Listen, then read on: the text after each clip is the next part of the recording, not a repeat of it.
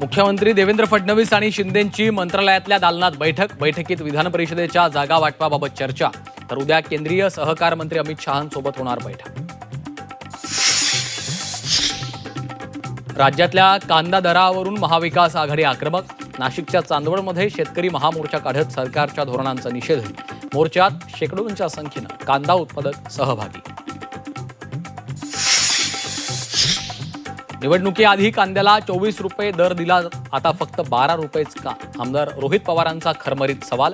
नाफेडनं थेट बाजार समितीत कांदा खरेदी करावा, रोहित पवारांची मागणी. शेतकऱ्यांबाबत राज्य सरकार संवेदनशील. कांदा प्रश्नाआडून काही लोक राजकारण करतायत. मुख्यमंत्री फडणवीसांचा विरोधकांवर हल्लाबोल.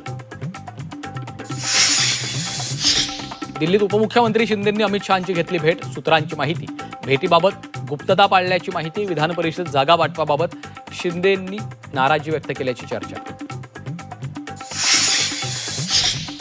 ठाणे विधान परिषदेत एकनाथ शिंदे धक्कातंत्र वापरण्याची चर्चा. उमेदवार म्हणून बबियाचे क्षितिज ठाकूर यांची एंट्री होण्याची शक्यता. बहुजन विकास आघाडीला शिवसेनेत विलीन करण्याचा प्रयत्न. महायुतीतील विधान परिषदेचा तिढा आज सुटणार. वर्षावर महायुती नेत्यांची पुन्हा बैठक. एकनाथ शिंदे, सुनेत्रा पवार बैठकीला उपस्थित राहणार. बंधू अशोक खरातचा मुक्काम आता न्यायालयीन कोठडीत. खरातला 14 दिवसांची न्यायालयीन कोठडी.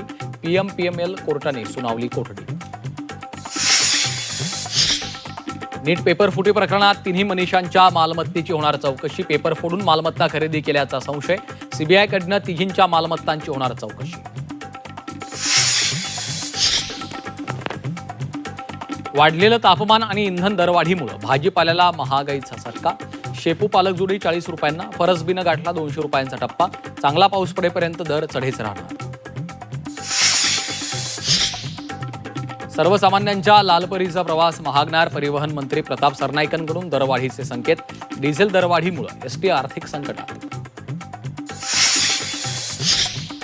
मान्सूनबाबत आनंद वार्ता. वीकेंडला मान्सून केरळमध्ये दाखल होण्याचा अंदाज, तर जूनच्या दुसऱ्या आठवड्यात मोसमी वारे तळ कोकणात करणार प्रवेश.